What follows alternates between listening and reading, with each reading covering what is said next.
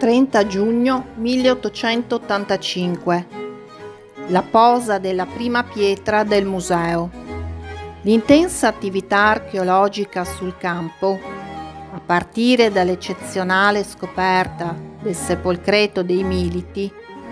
permise a Bertolini di esplorare diversi settori della città,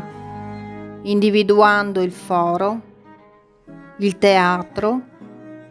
la fabbrica di frecce e un ponte a 3 arcate, fino a tracciare, con l'aiuto del cavatore di pietre Giacomo Stringhetta, la pianta della città di Iulia Concordia. Il coronamento di questo impegno fu l'edificazione a fine Ottocento del Museo Concordiese, ovvero di un istituto antiquario ove appunto raccogliere le vestigia dell'antica colonia romana. Fu il direttore generale Giuseppe Fiorelli, in una lettera datata 6 febbraio 1882, a sollecitare l'avvocato portoghese ad individuare un luogo che meglio si mostra adatto ad accogliere i cimeli scoperti nel suolo dell'antica Concordia. Secondo gli intenti di Fiorelli, il nuovo museo aveva lo scopo di raccogliere, oltre al materiale emerso nel corso degli scavi sul suolo di Iulia Concordia o del territorio limitrofo, i reperti conservati a vario titolo presso il Palazzo Comunale di Concordia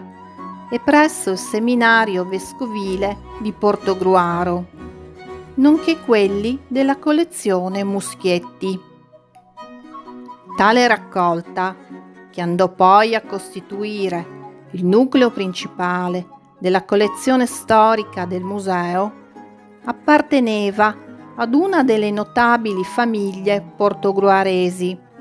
cultori di memorie patrie, i Muschietti per l'appunto, e fu donata nella seconda metà del XIX secolo, per lascito testamentario, al comune di Portogruaro e quindi conservata presso il municipio.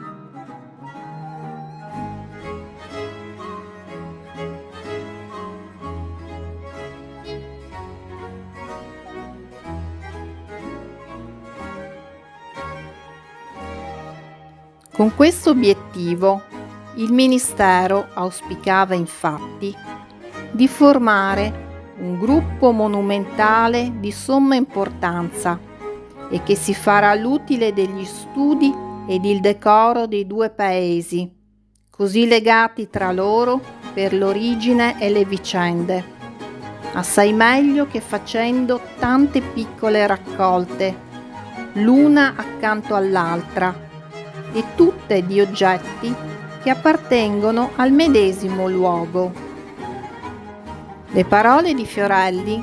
anticipando la questione dell'ubicazione del museo, questione ancora oggi sensibile, evidenziavano come due realtà territoriali limitrofe, Portogruaro e Concordia, appartenenti ad un unico comprensorio, unito dal fiume Lemene, trovassero nell'istituto museale la loro identità storico-culturale. Fu così stabilito che il museo venisse fondato a Portogruaro, anziché a Concordia, sua sede naturale, in quanto Portogruaro rappresentava la località, in quell'epoca, più facilmente raggiungibile per la presenza della ferrovia. Il comune di Portogruaro acquisì l'area di via Seminario e il Ministero finanziò con fondi statali la costruzione dell'edificio. La prima pietra fu posata il 30 giugno 1885 come ricorda tuttora la lapide marmorea affissa ad una parete dell'atrio d'ingresso. Con regio decreto del 3 aprile 1887, numero 4456, venne istituito il Museo Concordiese e contestualmente Dario Bertolini ne assunse a pieno titolo la direzione. Il museo venne inaugurato l'anno successivo, il 28 ottobre 1888, e sotto lo stemma d'Italia, sulla facciata, si affiancarono quello di Concordia e quello di Portogruaro. L'edificio fu progettato nel 1884 dall'ingegner Antonio Bon, a forma di basilica a 3 navate, con colonne in mattoni rivestiti di stucco, che imita il marmo cipollino, e tetto a capriate lignee, secondo il gusto stilistico dell'epoca, tendente a riproporre strutture dal richiamo medievale.